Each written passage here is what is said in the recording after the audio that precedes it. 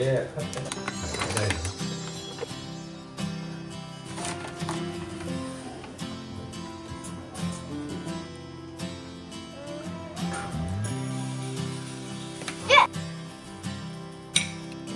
A lot. So, Họ tắt cổ bị thiếu rồi, cái này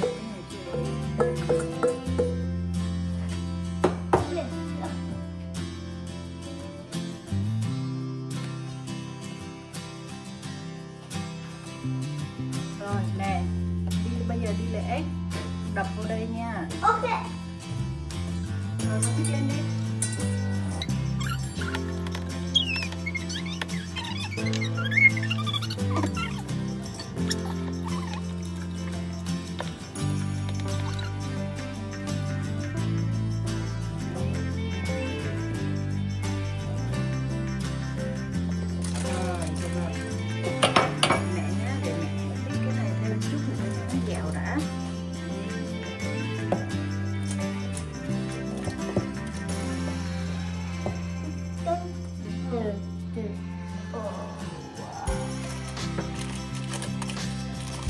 Bánh Churros.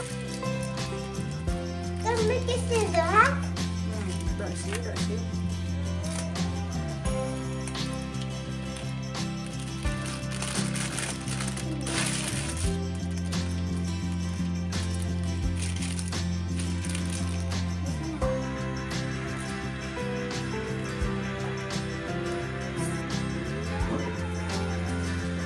It's like a donut.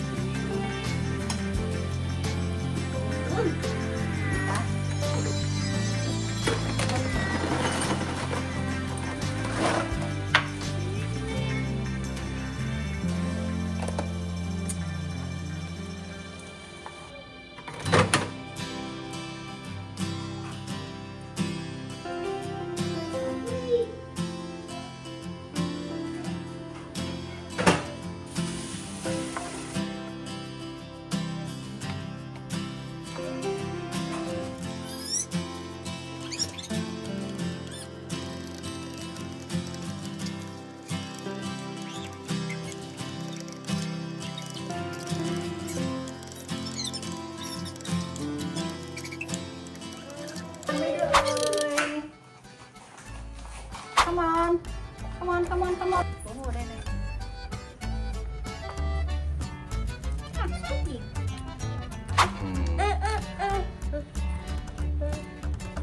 Anh có thích dip vô chocolate hả? Oh, back to churros and pops. Bữa nào phải làm pops nữa nha.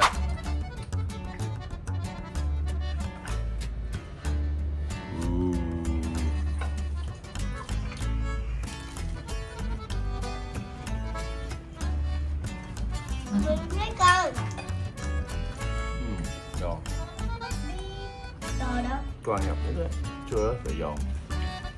Ngoài còn giòn, mềm. bên trong mềm, đúng rồi. Với con. Này là công thức của mommy.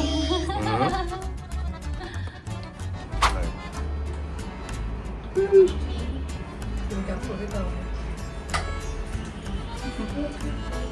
Thích không? Lần đầu tiên được mẹ làm món này cho. Thứ hai mà. Lần thứ hai hả? Hồi trước mắc rồi này. Đó, Nó cái có này. phỏng để thành hình số 8 rồi. Ăn bờ gì đây tắc cô? Ê. Đâu con ăn bờ đây. Lắc. Lạch rap đúng rồi. Ê.